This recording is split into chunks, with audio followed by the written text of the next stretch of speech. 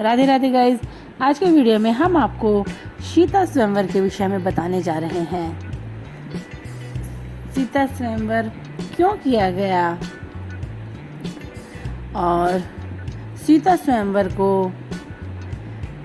रामायण में महर्षि वाल्मीकि ने वर्णन किया है। सीता एक आदर्श नारी थी।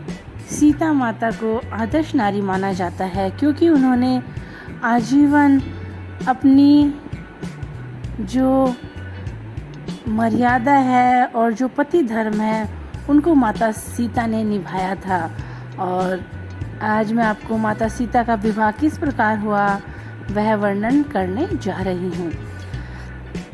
जनकपुर के राजा जनक थे।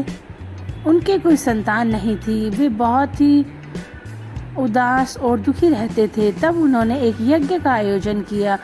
यज्ञ के आयोजन के पश्चात वे अपने जो खेत में स्वयं ही हल चरा रहे थे। हल की नोक पर उन्हें एक छोटी सी कन्या मिली। उन्होंने उसे अपनी पुत्री के रूप में स्वीकार कर लिया। वह जो कन्या थी वह ही माता सीता थी। वह बहुत ही रूपवंती, बहुत ही गुणवान थी, बहुत ही बुद्धिमान थी।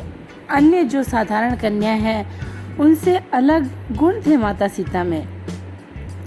तब जैसे जैसे माता सीता बड़ी हुई और विवाह योग्य हुई, तब राजा जनक अत्यंत चिंतित रहने लगे और उन्होंने माता सीता का विवाह स्वयंवर के जरिए करने की सोची। उन्होंने माता सीता का स्वयंवर कराने की सोची। तब उन्होंने एक कठिन शर्त रखी। उन्होंने शर्त रखी कि जो भी श्रेष्ठ योग्य राजकुमार शिव धनुष पर प्रत्यंचा चढ़ा देगा वह ही सीता से विवाह करेगा। परंतु यह असाधारण था। भगवान शिव के धनुष पर प्रत्यंचा चढ़ाना तो बहुत ही कठिन था, अपितु कोई उसे उठा भी नहीं पाता था। तब सीता स्वयंवर की घोषणा हुई। यह सूचना विश्वामित्र को भी मिली और वह भी भगवान श्री राम और लक्ष्मण के साथ जनकपुर पहुँचे।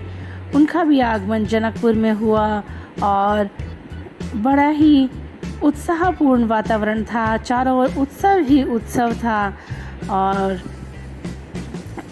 जो भी राजा और राजकुमार स्वयंवर में हिस्सा लेने के लिए आए थे उन्होंने बहुत ही प्रयास किया, परंतु वे भगवान शिव के धनुष को हिला भी नहीं पाए। उठाना तो बहुत दूर की बात है और प्रत्यंचा चढ़ाना तो अत्यंत ही कठिन था। जब सब विफल हो गए तो भगवान श्री राम भी मंद मंद मुस्कुरा रहे थे और जो राजा जनक थे वे अत्यंत चिंतित थे। तब विश्वामित्र जी ने भगवान श्री राम को आदेश दिया कि पुत्र, तुम इस धनुष को उठाकर इस पर प्रत्यंचा चढ़ाओ। तब भगवान श्री राम ने अपने गुरु को प्रणाम किया और अपनी गुरु का आज्ञा पालन करते हुए उन्होंने भगवान शिव के धनुष को उठा लिया और उस पर प्रत्यंचा चढ़ाने का प्रयास करने लगे। सभी लोग देखकर आश्चर्यचकित हो गए और सभी को बहुत अचंभा हुआ कि हम तो इसको हिला भी नहीं पा रहे थे और इन राजकुमार ने इसको कैसे उठा लिया। और जब भगवान श्री राम धनुष पर प्रत्यंचा चढ़ाने का प्रयास कर रहे थे तब वह धनुष बीच में से टूट गया।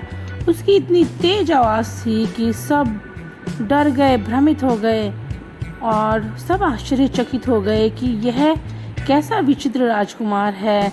इसने भगवान शिव के धनुष को इतनी आसानी से उठा लिया।